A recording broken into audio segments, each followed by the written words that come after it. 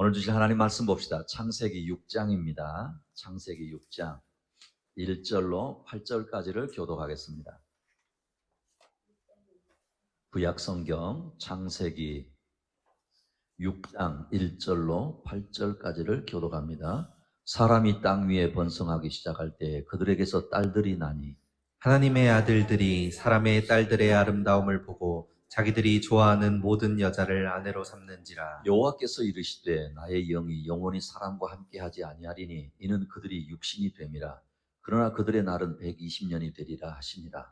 당시에 땅에는 네피림이 있었고 그 후에도 하나님의 아들들이 사람의 딸들에게로 들어와 자식을 낳았으니 그들은 용사라 고대의 명성이 있는 사람들이었더라. 여호와께서 사람의 죄악이 세상에 가득함과 그의 마음으로 생각하는 모든 계획이 항상 악할 뿐임을 보시고 땅 위에 사람 지으셨음을 한탄하사 마음에 근심하시고 이르시되 내가 창조한 사람을 내가 지면에서 쓸어버리되 사람으로부터 가축과 기는 것과 공중의 새까지 그리하리니 이는 내가 그것들을 지었음을 한탄함이니라 하시니라. 그러나 노아는 여호와께 은혜를 입었더라. 아멘. 한번 우리 제목을 보십시오. 제목을 따라합니다. 하나님의 후회하심과 방주를 예비하심입니다. 그렇습니다. 여러분, 우리가요, 사람이 가진 어떤 능력이 무한한 것 같지 않으세요? 사람이 가진 능력, 그죠? 뭔가를 생각하고 그 생각을 현실로 만들고 이루어가는 것을 보면은 와, 인간의 한계가 어디까지야? 그런 생각이 문득 나지 않습니까? 100년 전에요, 공상, 과학, 만화 같은 것에 등장했던 것들이 이제는 현실로 등장하는 것들이 여러분 많다는 거 아세요? 그 중에 하나가 인간의 노동과 수고를 대체할 로봇의 등장이에요. 이 로봇이라고 하는 단어를 누가 먼저 썼느냐면요, 지금 1920년이에요. 1920년대에 체코슬로바키아의 희곡 작가거든요. 작가인데 카렐 차페크라고 하는 사람이 우리가 지금 생각하는 로봇은 아니에요. 그래도 이 사람은 어떤 생각을 했느냐면요, 인간의 노동을 대체할 존재로서 인조인간 로봇의 출현을 예고했다는 거예요. 대단하지 않아요? 그죠?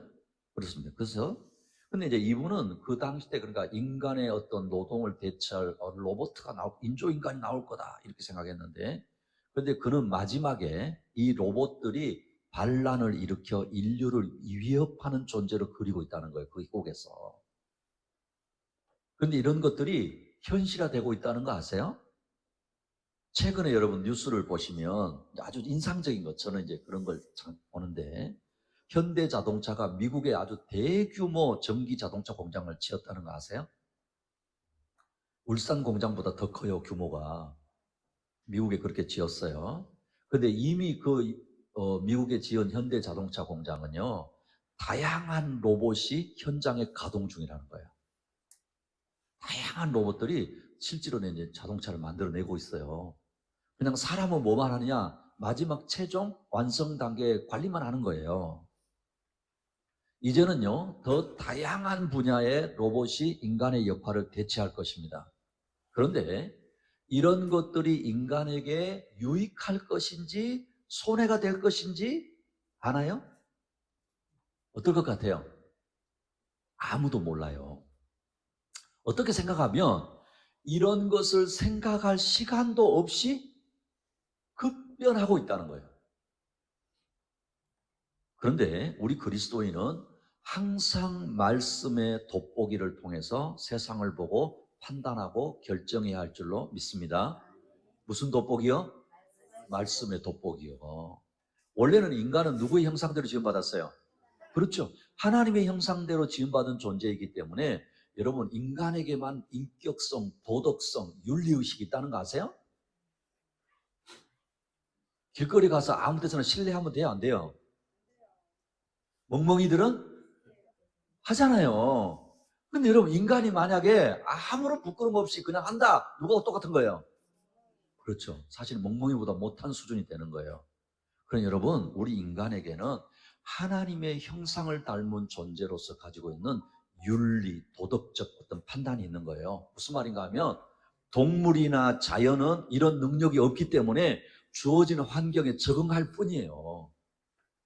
그러나 인간은요, 옳고 그름을 판단하고 이게 모두에게 유익할 것인지 해가 될 것인지를 뭐 해야 되는 거예요? 판단해야 되는 게 인간이에요. 성경은요, 우리에게 무엇을 행할 때 분명한 지침을 딱 주셨다는 거예요.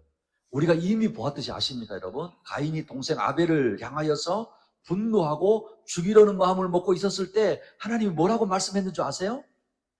자, 창세기 4장 7절 여러분 읽습니다. 시작. 내가 선을 행하면 어찌 낯을 들지 못하겠느냐. 선을 행하지 아니하면 죄가 문에 엎드려 있느니라. 죄가 너를 원하나 너는 죄를 다스릴지니라. 보세요. 하나님이 이렇게 말씀하셨어요. 가인의 마음에 분노가 막 있는 거예요. 그랬을 때 네가 선한 마음을 품고 있다면 왜 얼굴을 피하겠느냐? 죄가 너를 다스리지 못하게 하고 오히려 너는 죄를 다스리는 사람이 돼야 된다라고 하셨다는 거예요. 그런데 가인은 이런 하나님의 음성을 거부하고 죄를 지은 거예요.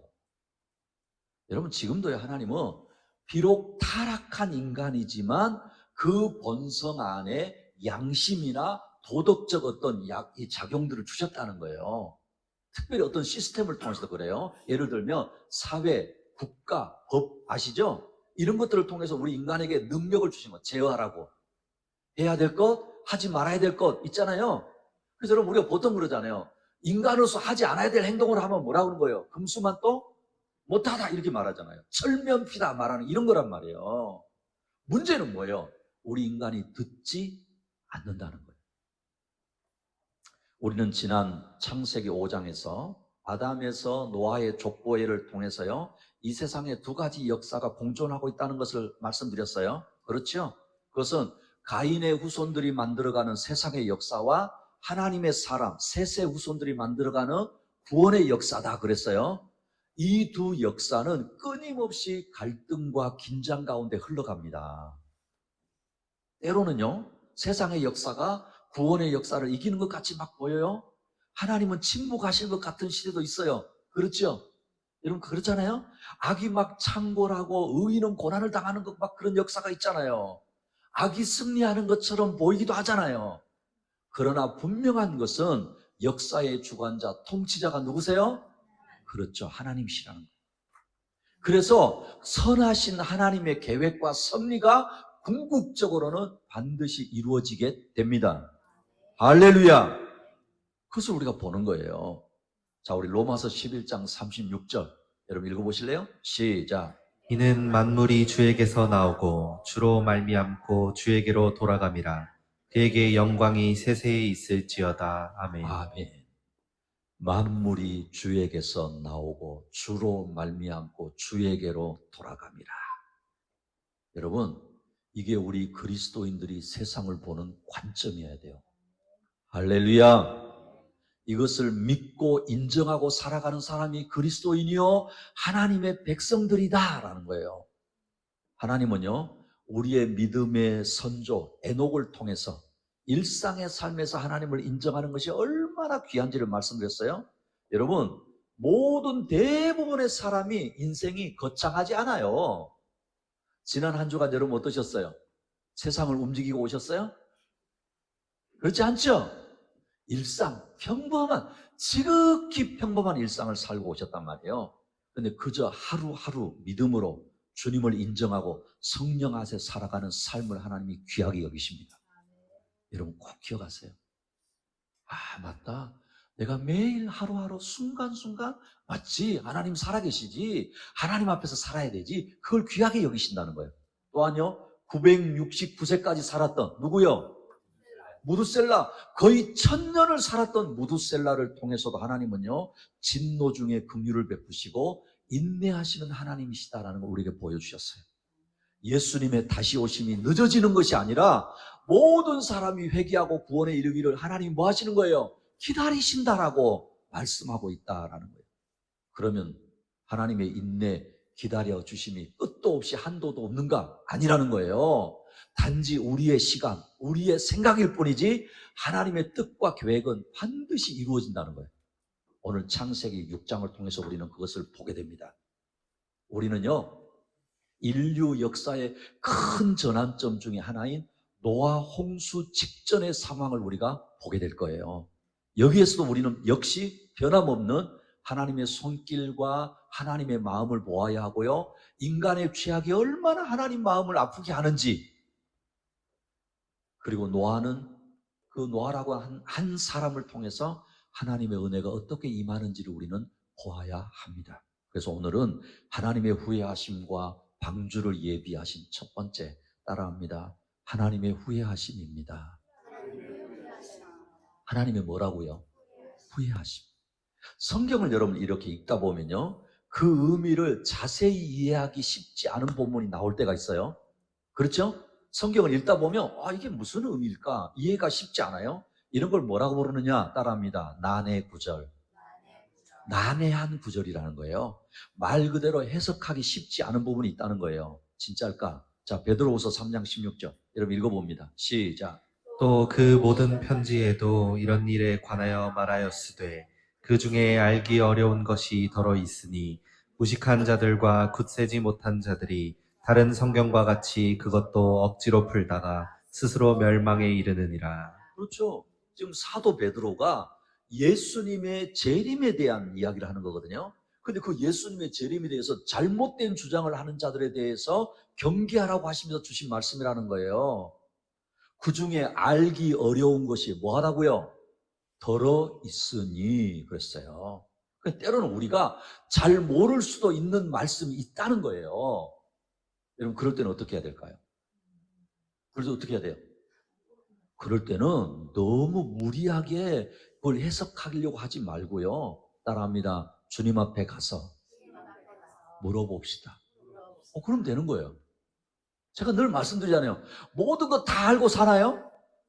아니잖아요. 자기 자신도 다 모르면서. 때로는 잘 모를 것 같다 그러면 이건 내가 탁 놔뒀다가 주님 앞에 가서 물어봐야지. 저는 궁금한 게 많거든요. 그래도 말씀드렸잖아요. 사라가 진짜 예뻤을까? 그죠?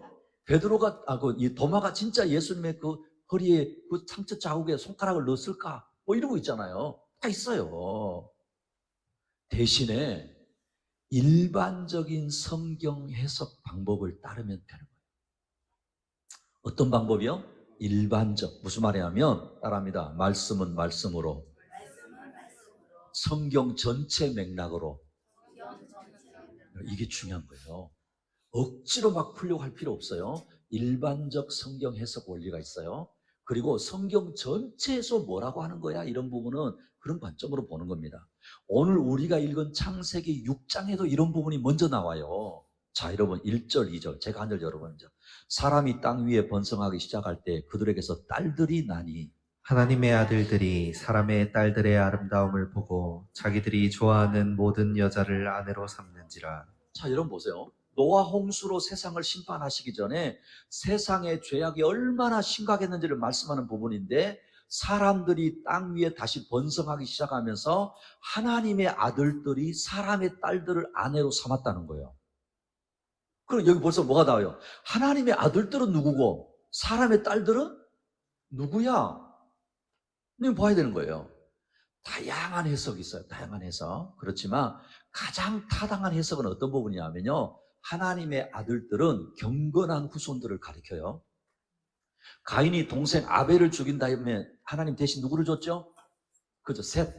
셋을 주셨을 때 성경이 뭐라고 말씀하고 있는지를 보세요. 자, 창세기 4장 26절. 셋도 아들을 낳고 그의 이름을 에노스라 하였으며 그때 사람들이 비로소 여호와의 이름을 불렀더라 그랬죠? 자, 여러분 세 번역 읽어보세요. 시작. 셋도 아들을 낳고 아이의 이름을 에노스라고 하였다. 그때 비로소 사람들이 주님의 이름을 불러 예배하기 시작하였다. 자, 여기 중요한 단어가 있어요. 주님의 이름을 부르고 뭐 하기 시작했다고요? 예배. 그러니까 그 이전에는 예배를 제대로 드리지 않았다. 셋의 후손들이 하나님을 예배하는 경건한 공동체를 이루었다는 거예요. 반대로 사람의 딸들은 가인의 불경건한 후손들을 가리키는 거예요. 이들은 하나님을 떠나고 세상적인 가치관을 쫓아 살아가는 사람들이었다는 겁니다. 그러니까 하나님의 아들들은 하나님을 믿고 인정하고 예배하고 경건하게 살아가는 이들을 말하고 사람의 딸들은 하나님을 떠나 세상의 가치관을 쫓는 사람들이라고 보면 되는 거예요. 여기 아들들, 딸들 너무 거기에 생각하지 마세요. 대표자의 원리를 따라서 말씀하는 거예요. 근데 문제는, 자, 이런 거 보세요. 누가 누구에게 영향을 주고 받고 살아야 될까요? 할렐루야. 그렇게 말한 분에게 복이 있기를 축복합니다. 하나님의 아들들이 세상의 딸들에게 영향을 주고 살아야 될 거 아니에요. 근데 그렇게 하지 못했다는 거예요. 남자들 잘 들으세요. 하나님을 믿는 사람들이 세상 사람들에게 영향을 끼치고 살아야 하는데 그렇지 못했다라는 거예요. 하나님을 믿는 사람들이 그들의 신앙과 맞지 않는 세상의 가치를 따르는 여인들과 결혼을 했다는 거예요. 그들을 영적인 어떤 가치보다 외적인 아름다움이라는 세상 기준으로 배우자를 선택한 거예요. 신앙의 기준보다 세상의 기준이 그들의 선택을 좌우했다는 거예요. 그러니까 하나님의 아들들이 보니까 사람의 딸들이 너무나 재미있게 사는 것처럼 보이더라는 거예요. 하나님 없이 사는데 그것이 아주 유혹적이고 매력적으로 보이더라는 거예요. 악기를 만들어서 음악을 연주하는데요. 그 음악의 내용이 아주 자극적인 거예요. 쾌락적이고 음란하고. 그런데 자신들을 이렇게 보니까 삶이 너무 재미없고 몸이 건조한 것처럼 보였다는 거예요. 혹시 여러분 가운데 그렇지 않으세요? 아우, 예수 믿는 거 무슨 재미야. 아우, 주일날 고리타분하게 교회 가 앉아서 예배를 드려야 돼? 아니, 교회 가면 왜 그렇게 하지 말아야 될 게 너무 많은 거야. 저 사람들은 하고 싶은 거 자기 마음대로 다 하며 사는데 그렇게 생각하더라.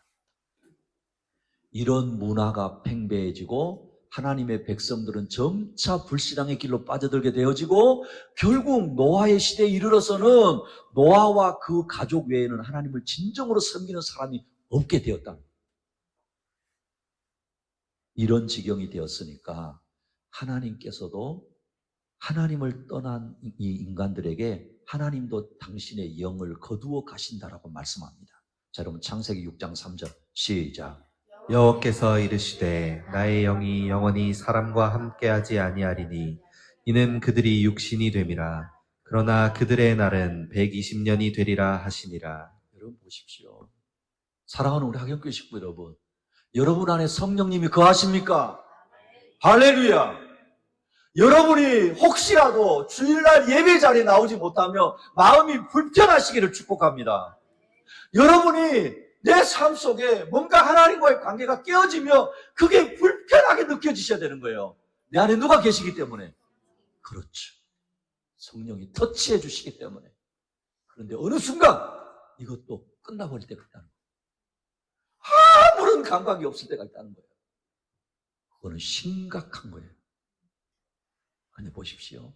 이때도 하나님은 죄악이 가득한 세상을 즉시 심판하지 않으시고 대신 120년이라고 하는 기간을 주셨어요. 역시 하나님의 인내와 자비를 보여주시고 심판을 내리시기 전에 회개할 기회를 주신 것이에요. 그런데 문제는 뭐예요? 인간은 더 악해지더라는 겁니다. 자, 4절 보세요. 당시에 땅에는 네피림이 있었고 그 후에도 하나님의 아들들이 사람의 딸들에게로 들어와 자식을 낳았으니 그들은 용사라 고대에 명성이 있는 사람들이더라. 자, 여러분 세 번째 읽어보세요. 시작. 그 무렵에 그 후에도 얼마 동안 땅 위에는 네피림이라고 하는 거인족이 있었다. 그들은 하나님의 아들들과 사람의 딸들 사이에서 태어난 자식들이었다. 그들은 옛날에 있던 용사들로서 유명한 사람들이었다. 이 구절도 난해 구절 가운데 하나거든요. 근데 보세요. 하나님의 아들들이 세상 재미에 푹 빠져서 죄 가운데 살아가니까 또 누가 등장했냐? 네피림들이 나타났다는 거예요. 여기 거인의 후손 이런 표현이거든요. 존 칼빈이라고 하는 신학자는 이 네피림을 뭐라고 해석하느냐 하면 사람을 쳐 죽이는 자 이렇게 해석했어요. 네피림은 수많은 사람을 죽이는 자들이에요. 무조건 사람을 죽이는 거예요. 힘이 없이는 못 사는 시대가 됐다는 거예요. 이 시대가. 자, 5절에서 7절 재간을 여러분 앉아.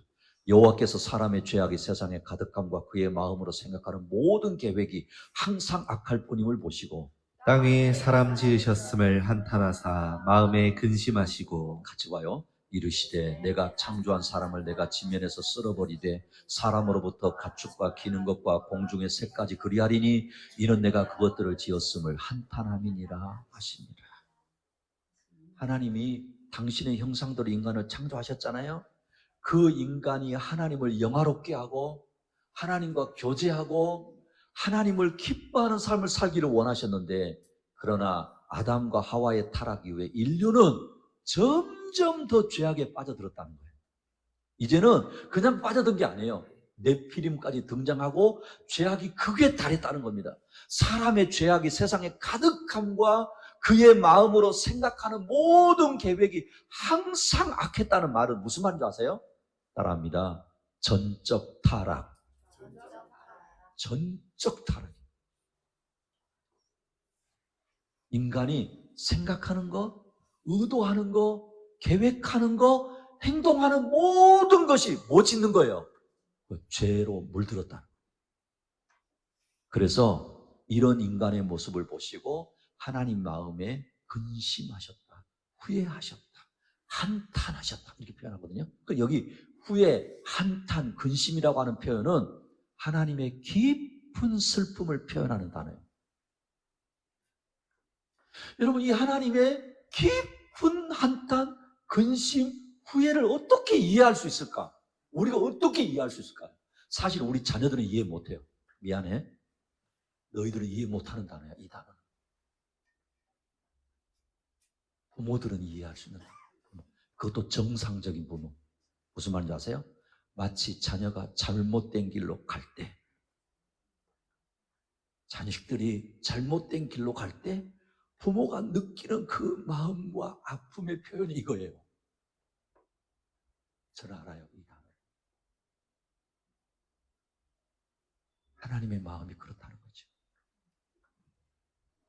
그래서 하나님은 최종적으로 홍수로 세상을 심판하시기로 작정하십니다. 사랑하는 우리 학연교회 식구 여러분, 하나님의 후회하심, 하나님의 근심하심, 하나님의 한탄하심이 느껴지시기를 축복합니다.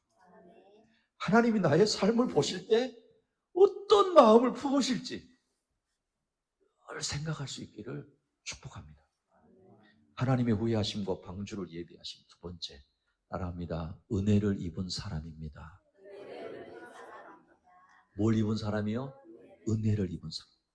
하나님의 후회하심과 근심 가운데 중요한 한 사람을 보게 되는 거예요. 자, 8절 읽습니다. 시작. 그러나 노아는 여호와께 은혜를 입었더라. 여러분, 참 신기하잖아요. 모든 게 멸망하는, 모든 게 끝나야 되는 시점인데, 그러나 하나님의 무서운 심판이 임하기 전에 하나님의 은혜를 입은 노아에 대해서 말씀을 하고 있습니다. 세상이 죄악으로 가득 차서 이제는 더 이상 심판을 미룰 수 없는 상태가 되었는데, 홀로 하나님과 동행하며 살았던 한 사람이 있었다는 거예요. 그리고 이 한 사람을 통해 인간을 향한 새로운 사랑의 시작이 되게 하셨다라는 겁니다.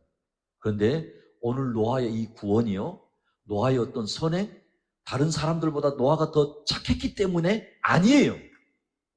하나님의 전적인 은혜였음을 먼저 말씀하고 있다라는 거예요. 다시 볼게요. 그러나 노아는 여호와께 은혜를 입었더라. 이것이 노아의 조건이라. 노아는 의인이요 당대의 완전한 자라. 그는 하나님과 동행하였으며 그랬죠. 물론 당대의 의인이요 완전한 자라고까지 하고 있는데, 이것은 노아가 하나님께 은혜를 받은 결과이지 은혜를 받게 된 이유가 아니라는 거예요. 여러분 기억하십시오. 하나님의 은혜가 항상 먼저입니다. 그 은혜에 반응하여서 믿음으로 순종할 때 우리는 노아처럼 하나님과 동행하는 삶을 살 수 있게 되는 거예요. 노아는 하나님의 은혜를 받았을 뿐만 아니라 그 은혜에 합당한 삶을 살기로 선택한 거예요. 여기서요, 노아가 의인이었다라고 하는 의미는 여러분 거창하게 생각하지 마세요. 하나님과의 관계에서 옳은 상태의 사람이었다는 거예요. 여러분 그게 무슨 말인지 아세요? 일상의 삶 속에 하나님 믿고 하나님의 뜻대로 살려고 노력했다는 거예요. 사랑하는 우리 하객교 식구 여러분, 저와 여러분에게 그런 모습이 있기를 축복합니다. 거창하지 않지만. 여기 완전하라고 하는 의미도 완전한 자라고 하는 이 의미도요. 흠이 없다는 뜻이 아니에요. 따라합니다. 성숙함. 뭐라고요? 성숙함이에요. 노아는 당시 사람들 중에서도 도덕적으로 영적으로 성숙한 사람이었다는 거예요. 여러분 잘 알아두셔야 돼요. 그래도 예수 믿고 그래도 성령이 그 안에 있고 그래도 하나님 의식하는 사람이 좀 더 나아야 되는 거예요. 저들보다 못했어야 되겠어요? 저들보다 수준이어야 되겠어요? 그건 안 되는 거죠. 또한 하나님과 동행했습니다. 이 말은 지속적으로 교제를 했다라는 거예요. 하나님과 일상생활에서 하나님을 의식하고 친밀한 관계를 유지하는 거예요. 이런 은혜 입은 것에 대해서 노아는 순종의 길을 택한 것입니다. 자, 6장 22절 읽어봅시다. 시작. 노아가 그와 같이 하여 하나님이 자기에게 명하신 대로 다 준행하였더라. 자, 보십시오. 여러분, 하나님이 저와 여러분에게 매일 일상의 은혜를 베풀어 주고 계십니다. 맞습니까? 맞잖아요. 은혜를 받았을 뿐만 아니라 그 은혜 안에서 의롭고 온전하고 하나님과 동행하는 삶을 살기로 결단하고 간 것이에요. 사랑하는 우리 학연교 식구 여러분, 저와 여러분에게 삶에도 하나님의 은혜가 있음을 믿을 수 있기를 축복합니다. 또한 그 은혜를 따라 사시기를 축복합니다. 하나님의 후회하심과 방주를 예비하신 마지막 세 번째 따라합니다. 방주를 예비하심입니다. 뭘 예비하세요?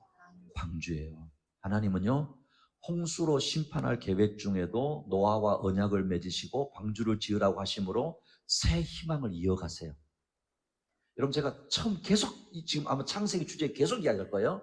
세상의 역사, 세속사와 구속사가 갈등 관계처럼, 때로는 세속사가 이기는 것처럼, 그렇죠? 마치 구원의 역사가 끊어져 버리는 것처럼, 끝나는 것처럼 보이는 것처럼 보이지만 하나님은 새 희망을 이어가세요. 노아는 하나님의 명령에 순종하여 가족과 함께 생명을 보존하게 됩니다. 하나님께서 노아에게 방주를 지으라고 구체적인 지시를 내리셨어요. 방주의 재료는 무엇으로 할 것이고 크기는 얼마이며 구조 등을 자세히 알려주시고 생물들을 방주에 태우라고 명령하십니다. 자, 여러분 13절에서 20절 제가 한 절 여러분 한 절. 하나님이 노아에게 이르시되 모든 혈육 있는 자의 포악함이 땅에 가득함으로 그 끝날이 내 앞에 이르렀으니 내가 그들을 땅과 함께 멸하리라. 너는 고페르나무로 너를 위하여 방주를 만들되 그 안에 칸들을 막고 역청을 그 안팎에 칠하라. 내가 만들 방주는 이러하니 그 길이는 300규빗, 너비는 50규빗, 높이는 30규빗이라. 거기에 창을 내되 위에서부터 한 규빗에 내고 그 문은 옆으로 내고 상중하 3층으로 할지니라. 내가 홍수를 땅에 일으켜 무릇 생명의 기운이 있는 모든 육체를 천하에서 멸절하리니 땅에 있는 것들이 다 죽으리라. 그러나 너와는 내가 내 언약을 세우리니 너는 내 아들들과 내 아내와 내 며느리들과 함께 그 방주로 들어가고 혈육 있는 모든 생물을 너는 각기 암수 한 쌍씩 방주로 이끌어들여 너와 함께 생명을 보존하게 하되 새가 그 종류대로 가축이 그 종류대로 땅에 기는 모든 것이 그 종류대로 각기 둘씩 내게로 나아오리니 그 생명을 보존하게 하라. 자, 보십시오. 이거는 제가 다음 주 설교할 때 조금 더 설명을 할 거예요. 방주의 재료, 크기, 구조 등 자세히 지금 하나님 설명하고 계시다고 그랬잖아요. 이것은 쉬운 명령이 아니에요. 우리 성우 집사님 미포 조선에 있으니까 미포 조선에서 제일 크게 만드는 배 크기가 얼마예요? 이 길이가 200m? 우와, 그럼 감이 오겠어요? 이 명령은요, 노아에게 3층 높이의 방주를 짓도록 명령은 3층이에요. 3층. 이 방주의 규모만 보더라도 길이가 137m예요. 137m, 높이가 14m, 너비가 약 23m 크기란 말이에요. 그러니까 대형 화물선과 비슷해요. 그러니까 여러분 그냥 쉽게 컨테이너 많이 싣고 다니는 배 있잖아요. 그죠? 아, 그런 배를 만들어야겠다는 거예요. 지금처럼 조선소가 있었을까요? 현대조선에 맡기면 되잖아요. 미포조선에 맡기면 되잖아요. 그런 게 있었나요? 없어요. 다 뭘로 만들어야 돼요? 수작업으로, 수작업으로. 어떻게 생각하면 따라합니다. 상식 밖의 명령. 상식 밖의 명령이에요. 그래서 여러분, 방주를 짓는 데만 120년이라고 하는 많은 시간과 노력이 필요했어요. 주변 사람들의 조롱과 멸시를 견뎌야 했어요. 왜요? 이 큰 규모의 배를 만드는데 어디 가서 바닷가에 만들어야 될까요? 산 꼭대기에 만들어야 될까요? 알아서 만드세요. 그것도 보십시오. 마른 하늘에서 온 세상을 덮을 홍수를 대비하라는 상식밖에 명령을 내리신 거예요. 여러분, 마치 예수 그리스도의 십자가가 이와 같아요. 세상 사람들이 눈에 보기에는 어리석게 보여요. 그렇죠? 아니, 무슨 십자가를 보라고, 무슨 십자가가 우리를 구원하나, 십자가를 통해서 우리가 어떻게 구원받고 하나님의 자녀가 되나. 그런데 성경은 분명히 말씀합니다. 십자가가 하나님의 지혜라고. 할렐루야. 방주를 만드는 것을 통한 경고도 심판을 통해 구원하시려고 하는 하나님의 지혜였다는 거예요. 이 모든 명령에 대해서 노아가 어떻게 했을까요? 다시 봅시다. 22절 시작. 노아가 그와 같이 하여 하나님이 자기에게 명하신 대로 다 준행하였더라. 노아는 하나님의 명령에 대해서 뭐 했다고요? 여러분, 그렇죠. 여기 이 단어가 중요해요. 다라고 하는 단어가 아주 중요합니다.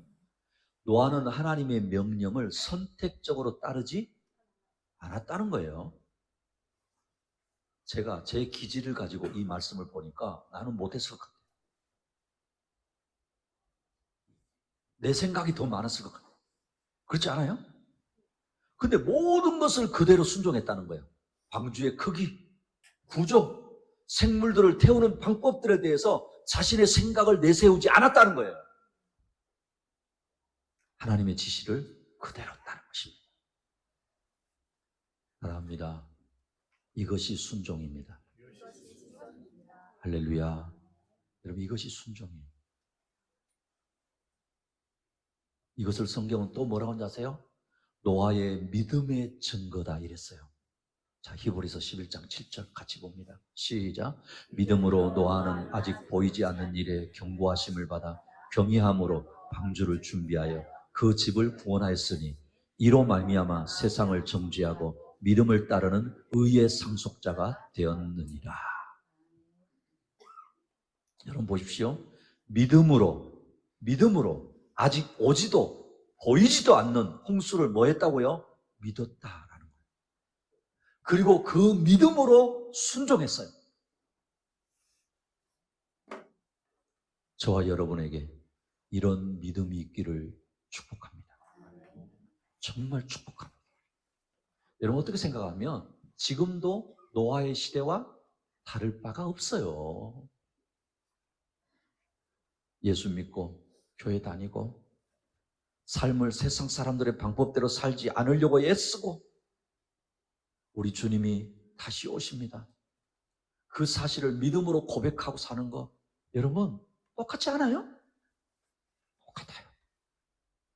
하나님은 심판을 결정하셨지만 동시에 구원의 계획도 마련하셨어요. 그 계획이 바로 방주였습니다. 그러니 방주는 하나님의 자비와 은혜의 상징입니다. 결국 이 방주는 여러 면에서 예수 그리스도를 예표합니다. 방주가 홍수로부터 노아와 그 가족을 구원한 것처럼 예수 그리스도는 죄의 심판으로부터 믿는 자들을 구원하시는 것입니다. 방주에 들어가는 문은 하나밖에 없었다는 거 아세요, 여러분? 방주에 들어가는 문은 하나밖에 없었어요. 그 큰 배에. 이것은 구원에 이르는 길이 오직 하나, 예수밖에 없음을 말씀하시는 것입니다. 사랑하는 우리 학교교 식구 여러분, 방주를 예비하시는 하나님의 자비와 은혜를 날마다 묵상하고 사모하십시다. 우리의 영원한 방주이신 예수 그리스도 안에 더 든든히 거하시기를 축복합니다. 말씀을 맺겠습니다. 인간의 죄악된 삶은 시대가 흘러가도 변함없습니다. 오히려 하나님의 아들들이 사람의 딸들을 따라가는 시대입니다. 이런 인간의 모습을 보시고 하나님이 마음에 근심하십니다. 후회하시고 한탄하십니다. 하나님의 깊은 슬픔을 우리는 보아야 합니다. 마치 자녀가 잘못된 길로 갈 때 부모가 느끼는 그 마음의 아픔과도 같은 것입니다. 그러나 노아에게 은혜를 베푸신 하나님이 저와 여러분의 삶에도 은혜를 베풀어 주셨습니다. 그러니 은혜를 따라 살아가야 합니다. 방주를 예비하신 하나님의 자비와 은혜를 날마다 묵상하고 사모하십시다. 우리의 영원한 방주이신 예수 그리스도 안에 더욱 든든히 거하는 저와 여러분 되시기를 축복합니다.